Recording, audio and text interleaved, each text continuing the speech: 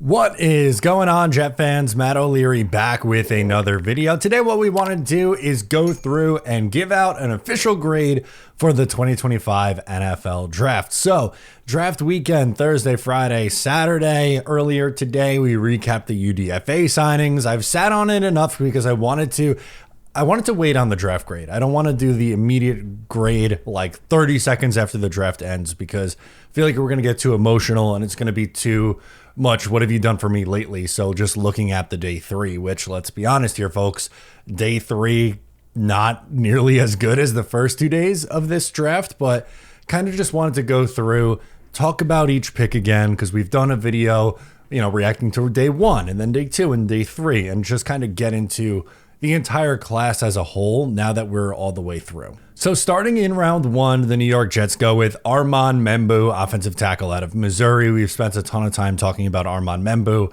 I don't need to go through and tell you, what he's good at, why they took him. Like, we've done this for months and months and months. The Jets went a boring route in round one, but not boring in a bad way. I don't mean that as a negative connotation. I mean it as it was a safe, mature pick for the New York Jets to try to finish their offensive line, which is what they did, right? Like, on paper, this is probably the best Jets offensive line since the 2009 season. In 2010, it was still a really good line, but remember, they had Matt Slauson playing left guard after Alan Faneca retires. So I think that this unit could be potentially just as good as what that 2010 unit was. It's going to be a tough ask to get to the 2009 New York Jets, but from left to right tackle now, you have guys all across the board who should be plus starters. And I think this unit has the chance to be a top 10 unit in the NFL. And if that's the case, I think life is going to be a lot easier for their quarterback and also going to be much more easy for their running backs in the run game. So day one, boring, safe, but good. Day two starts out another kind of boring pick, right? Mason Taylor, not that... Again, this isn't negative connotation, but it's just like things that they need. They needed a right tackle. They found the starting right tackle on day one. They needed a tight end. They found what's likely to be their starting tight end on day two in the second round in Mason Taylor.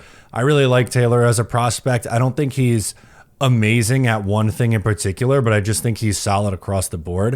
And I think he projects to be a good starting tight end. I don't know if he's going to be like all pro ceiling. I don't know if I'd go that far, but can he just give you solid season after solid season? Yes. And do I think he's going to have an immediate impact on day one? Yeah. I think he's probably going to be like third in receptions this year would be my guess. I would, as the roster stands today, obviously we're not anywhere close to training camp or the start of the season. I would think Garrett Wilson, Breece Hall, and then Mason Taylor would be the pecking order of receptions, but obviously TBD on that one. Finishing out day two, the Jets go Azareye'h Thomas, a cornerback out of Florida State. Now, that's not the route that I would have went for the New York Jets in terms of position, right? Like, I think most people wanted the Jets to see offensive tackle, tight end, and wide receiver taken care of in the first three rounds. But what I will say on this pick is they got phenomenal value where they found Thomas in the third round. This is someone who probably should have went at the top of round two, a top 50 player to a lot of people. Dom C had him as, I believe, his 17th overall ranked player.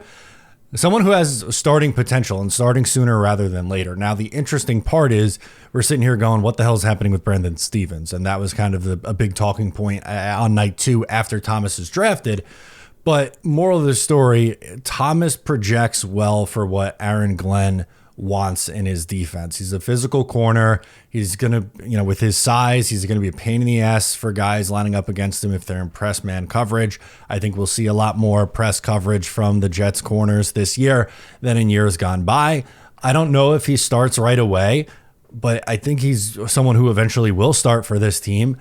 And again, like, I know out of the gate, most fans were like thrilled with the Membou Taylor start, and then Thomas, not exactly what fans were looking for, myself included. I didn't anticipate the Jets going cornerback in the third round, and it was, you could say, maybe a little on the touch side frustrating with some of the receivers that were available, but take all of that in the full context of Thomas is a good football player and was essentially a steal where they got him. That has to be, again, a good start for the Jets. On the first, Day 1 and day 2, I thought they were nailing it. I thought they had a incredible start, looking like this was maybe a draft on its way to an A-. But unfortunately, I don't know what happened on day 3 of this draft. So let's start with round 4, Arian Smith, wide receiver out of Georgia. The Jets met with Arian Smith. They had a top 30 visit with him, and he has incredible speed. That's his calling card, is just electrifying speed, and he could be a gunner at the next level. So I think he's likely a special teamer with burner qualities that maybe on best days, like a wide receiver 4, 5. But the issue that I had here was I don't think the Jets read the board well with where they could get a player like Arian Smith.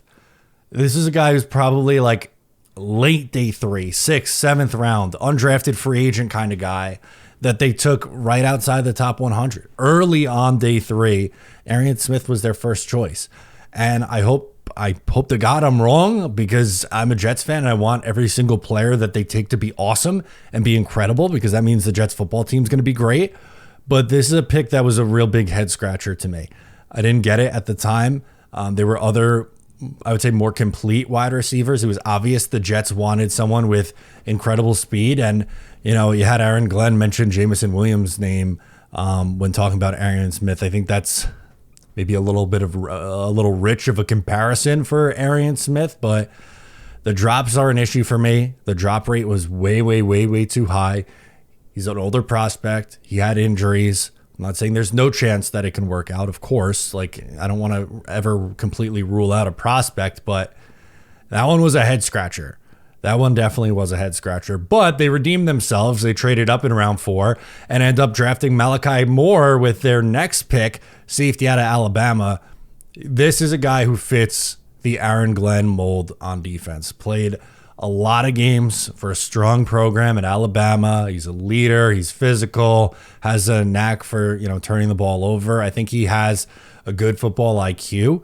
And sure, he's not the fastest. He doesn't have like elite ball skills, but I think he's a smart player. He's a leader, and he's going to compete for a job. And another one who has special teams prowess. So day 3 was the day of the special teamer. I guess that's the theme for the Jets. But more of this entire crop of the 4 guys who went on day 3, he has the best chance to develop into a starter out of the whole group. Round 5, you have Kiko Mauigoa, linebacker out of Miami, and then Tyler Barron, an edge rusher out of Miami. So they go back-to-back picks out of the Miami University here. We'll start with the linebacker. Another guy who projects as mostly as a special teamer. He's a little bit on the bigger side, which I would classify as a good thing because the Jets linebackers are all kind of smaller. Quincy Williams, a smaller linebacker. Jamie Sherwood, a converted safety, is a smaller linebacker. They don't really have that, beefier guy who could play on maybe like early downs. I don't know if Mauigoa is ever going to be great as someone who's like a starting caliber linebacker who you could use in coverage. But in certain packages and on special teams, I think that's probably the role that fits him best. And then you have Tyler Barron, edge rusher out of Miami. They traded up for him. Didn't love the trade up. It was kind of like a pick swap trade. Like they swapped picks to move up this year and then they move back next year. I think best case scenario for Barron, and again, is the last pick of the 5th round, right? Is he's kind of playing the role that they envisioned Michael Clemens to have. More of that edge setter and power rusher. He doesn't have great power, and he's not elite against the run. If he was, I think he would have won a lot earlier than round 5. But I think if you're looking for him to carve out a role, it would be as, a bigger situational player at edge. Again, kind of like what Clemens was drafted to be. Unfortunately, through 3 years, he hasn't really played up to par. I know a lot of Jet fans would like to move on from Michael Clemens, so perhaps Tyler Barron's the Michael Clemens replacement. So time for a grade. Taking the whole thing into account, I'm giving the Jets a B- for this draft. I thought it was an okay draft class as a whole. Started out pretty good. Again, with the first 3 picks of Membu, Taylor, and Thomas. I think they got good value with Thomas, and I think they filled 2 very big needs with Membu and Taylor. Day 3, my favorite pick is the Malachi Moore one. don't love a lot of the rest. Smith and Maui Goa is like okay, so like you got to sell me on the vision a little bit. Barron, I understand a little bit more, but I just don't think they did the greatest job on day 3. It's not enough. I think if you have really anything too much lower than a C plus B minus, I think you're being too harsh and putting too much stock into the what have you done for me lately on day 3. I think the top rounds are obviously most important. This wasn't, in my eyes, an amazing home run draft, that we felt coming out of the 2022 draft. I don't feel that way now. I don't think this is an abomination of a draft class either. I don't think it's horrible. I think they got, 2 guys who are going to start this year, Membu and Taylor, and Thomas and Moore, I think, could be role players. So I think it's okay. Let me know your thoughts in the comments. How would you grade this draft class for the New York Jets? I'm Matt O'Leary. Subscribe if you're new. I'll catch you next time.